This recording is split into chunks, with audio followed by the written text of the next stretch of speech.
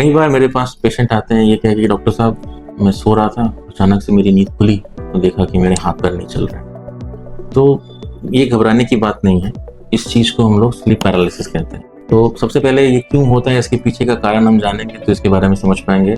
जब हम सोते हैं तो हमारे नींद जो है 2 पार्ट ऑफ में डिवाइड रहती है, एक है रेम स्लीप और एक है नॉन रेम स्लीप। तो नॉर्मली जो हम सपने देखते हैं या हमको जो भी सपना दिखाई देता है वो रेम स्लीप में होता है। उस समय बॉडी जो है पैरालाइज्ड होती है, और जब ये रेम स्लीप और नॉन स्लीप का ट्रांजिशन हर 45 to 60 मिनट्स पे होता रहता है। तो जो हम करवट लेते हैं वो नॉन रेम स्लीप में होता है और रेम में हम सपने देखते हैं, और उस टाइम में हमारा बॉडी फुल्ली पैरालाइज्ड रहता है। तो मान लीजिए किसी भी कारण से आप यह सपना ही देख रहे हैं और अचानक से कुछ खतरनाक, कुछ भी आप एक खौफनाक चीज़ देखे और अचानक से आपका आँख खुल गया, तो उस मोमेंट में आपको, क्योंकि आप रेम स्लीप में हो, आपका बॉडी पैरालाइज्ड है, तो कुछ सेकंड के लिए आपको ये लगेगा कि मेरा हाथ नहीं उठ रहा है या मेरा पैर नहीं उठ रहा है, तो आप एकदम घबरा जाएंगे। तो ये जो कंडीशन है कि सडनली आप रेम स्लीप से डायरेक्टली नॉन रेम स्लीप में नहीं जाके डायरेक्टली आप उठ गए, वहाँ पे जो बॉडी का पैरालिसिस होता है उसको हम लोग स्लीप पैरालिसिस कहते हैं। ये कम्प्लीटली एक फिजियोलॉजिकल नॉर्मल चीज़ है,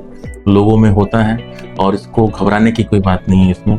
तो इसके बारे में जो पीछे का जो कंडीशन है या पीछे का जो मैकेनिज्म है उसके बारे में जानने से आपको समझ में आएगा। तो अगर अगली बार आपको कोई ऐसी दिक्कत हो तो आपको पहले से पता रहेगा कि ये एक नॉर्मल है और इसको हम लोग स्लीप पैरालिसिस कहते हैं।